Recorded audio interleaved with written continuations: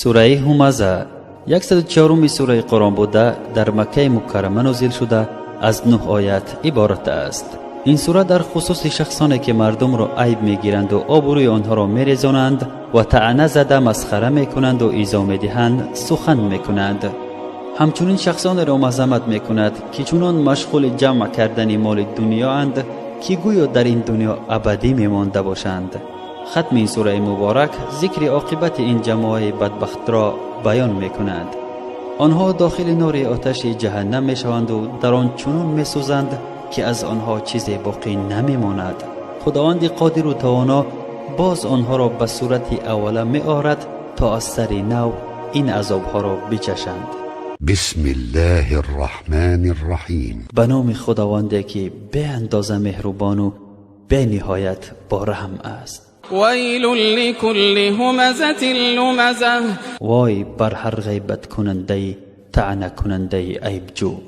همزه آبروی کس را ریزاندن و لمزه عیب و کمبودی‌های آدمان را کافته غیبت کردن است. روایت است که از مشرکان انس ابن شریق با چندین عیبها پیغمبر خدا صلی الله علیه و سلم را عیب گرفته مسخره میکرد. حق سبحانه و تعالی این سوره را نازل کرده گفت وای بر کلی غیبت کننده و طعنه کننده.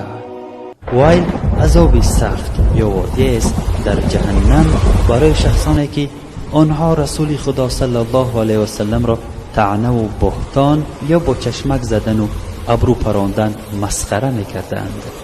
بعضی مفسران گفتند که حکم این آیت عام است. کسی که این صفتها را داشته باشد تحت این وعید وعده عذاب داخل است.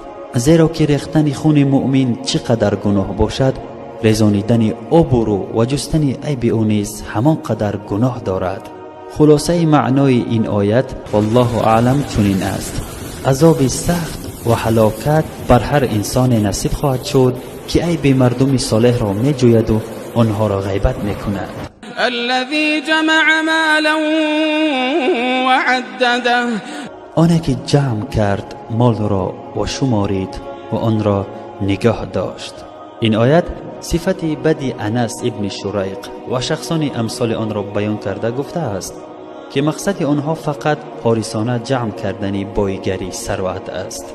زیرا آنها از پول و بایگریشان زکات و صدقه فطر نمی دهند و به محتاجان و یتیمان و بیوه‌زنان و بیچارگان یاری نمی رسانند و به خویش و تبار و همسایگان و دوستانشان مروت نکردند. فقط از روی عادت پول و بایگریشان را تکرار به تکرار می شمارند و می پندارند که آن پول و مال آنها را جاویدان نگاه می دارد. چنانه که آیت زیرین فرموده است آنها اشتباه کردند. یحسب ان ماله اخلده. می پندارد که مالش او را جاویدان می گرداند. آیا آن جاهل و نادان و از آینده خود غافل گمان می کند که مالهای جمع کرده و حساب کرده اش در دنیا جاویدان می ماند و او را از هر گونه آفتها نگاه می دارد؟ هرگز. کلا لینبذن فی الحطمه. نه البته او را در حطمه انداخته می شود. آیت مذکور شخصانی را که صفتشان در دو آیت بالا ذکر شد با کلمه کلا شدیداً منع و هوشیاری داده فرموده است که آنانی که چنین صفت دارند باید از این کردار و فکر نادرست خود بازگردند. اگر باز نگردند و خود را اصلاح نسازند والله قسم آنها در آتش حطمه که تفسیرش در آیت‌های زیرین بیان می‌گردد عذاب داده می‌شوند. و ما ادراک ما الحطمه. و تو چی می‌دانی که حطمه چیست؟ از کجا می‌دانی که چیست آن حطمه؟ این آیت خطاب به رسول الله صلی الله علیه و سلم است. با شنیدن این سوال در دل انسان حس اضطراب پیدا می شود. اگر الله تعالی خودش با انسان معنای حطمه را بیان نکند، انسان از درک معنای آن عاجز است. آیت زیرین صراحتاً معنای حطمه را بیان می سازد. نار الله الموقده. آن آتش افروخته الهی است. حطمه آتش است در جهنم که آن را الله تعالی افروخته است.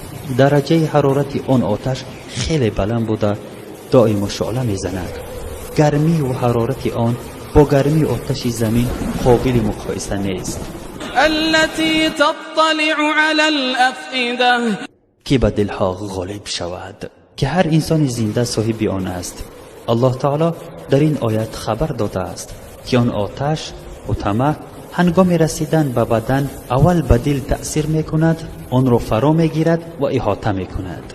تأثیرش به دل نسبت به دیگر عضوهای پرزورتر است. خلاصه سوزش سخت ترین حسب دل عضو حساس ترین میگردد.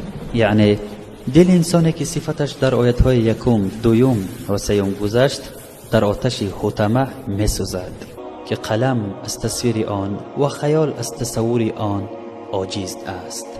نعوذ بالله. خلاصه آن دل به جسد یک جا میسوزد و از شدت عذاب آرزوی تمنای مرگ را میکند، ولی هرگز آنها دیگر نمیمیرند که از این عذاب ها خلاص شوند. برای چی خلاص نمیشوند؟ آیت زیرین به این سوال جواب میدهد. إنها عليهم مؤصدة البته آن آتش از هر طرف به آنها گماشته شده است. پس از آن که کافران در دوزخ انداخته شوند، اطراف آن بسته می شود و راه برآمد بر رویشان محکم می گردد. في عمد ممدده در احاطه ستونهای بلند آتشین و پس درهای محکم قرار گرفتند.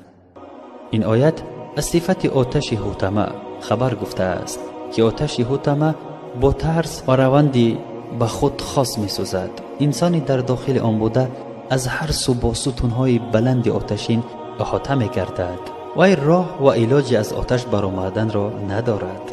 ابدی در جهنم می سوزد.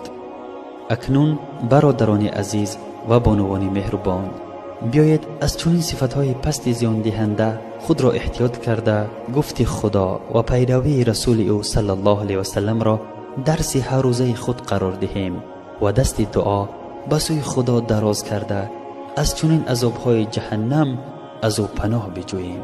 آمین.